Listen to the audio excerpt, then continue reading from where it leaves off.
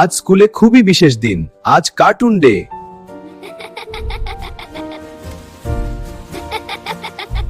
সবার কত সুন্দর কার্টুন সাজ, আমার তো কিছুই নেই।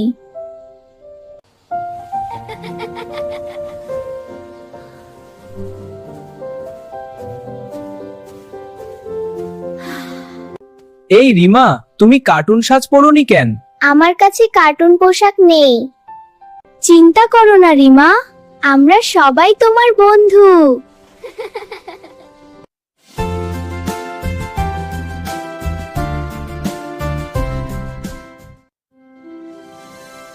ওয়াও, আমি এখন সত্যিই কার্টুন।